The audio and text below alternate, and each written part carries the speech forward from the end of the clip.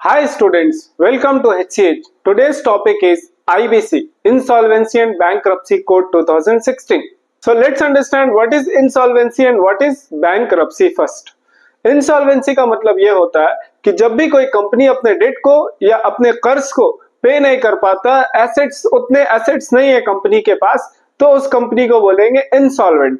और जब भी गवर्नमेंट की तरफ से या लॉ की तरफ से उसको इंसॉल्वेंट डिक्लेयर कर दिया जाता है तो उस कंपनी को बोलेंगे बैंकरप्सी।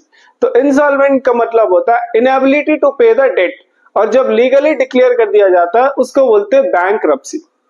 तो इंसॉल्वेंसी और बैंकरप्सी कोड 2016 एक तरीके का लॉ है जो इंडियन गवर्नमेंट ने इंट्रोड्यूस किया। ये क्यों इंट्रोड्यूस किया कि अगर कोई कंपनी या कोई भी पार्टनरशिप फर्म अपने डेट को पे नहीं कर पा रहे तो उनके लिए कोई ना कोई एक अच्छा सॉल्यूशन लाकर दे सके। तो आईबीसी 2016 में उन कंपनीज के लिए रूल्स है, उन कंपनीज के लिए लॉ है जो अपने कर्ज को, अपने डेट को पे नहीं कर पा रहे।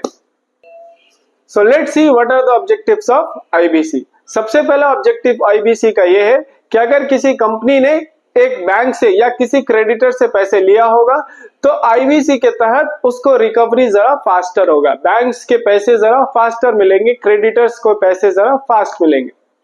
दूसरा आईबीसी का ऑब्जेक्टिव ये है कि कंपनी को एक सेकंड चांस देने का कोशिश करता है कि ठीक है, इसको कुछ हेल्प करके, कुछ गाइड करके, कुछ पैसों से मदद करके एक कंपनी को फिर से रिवाइव करने का ट्राई करता आईबीसी 2016। और नेक्स्ट ऑब्जेक्टिव ये है कि अगर किसी सूरत में if the company is not able to revive by its own तो उसको शट डाउन करने में मदद करता IBC 2016। So this is how insolvency and bankruptcy code 2016 works. ये इस तरीके का काम करता है, ये कुछ प्रोसेस है। सबसे पहले क्या होता है, तो आपको जाके इंसॉल्वेंसी डिक्लेयर होता है कि नहीं भाई, इस कंपनी के एसेट्स कम हो गए, लायबिलिटी ज्यादा हो गए, अब ये कंपनी डेट पे नहीं कर पाएगा। तो इंसॉल्वेंसी डिक्लेयर होने के बाद गवर्नमेंट की तरफ से लीगली डिक्लेयर किया जाता है इंसॉल्वेंट, उसी को बोलते बैंकरप्सी कि अब इस कंपनी के पास पैसे नहीं है। नेक्स्ट स्टेप है वाइंडिंग अप। एक गवर्नमेंट की तरफ से या कोर्ट की तरफ से ऑर्डर आ जाता है इस कंपनी को बंद करने का प्रोसेस स्टार्ट होने के लिए। एंड सेकेंड लास्ट स्टेप है लिक्विडेशन। मतलब ये हुआ कि इनके एसेट्स को बेचकर और लायबिलिटी पे कर दिया जाता है, that is known as liquidation. And last stage है डिसोल्यूशन ऑफ द कंपनी। इस केस में कंपनी को कंप्लीटली बंद कर दिया जाता है।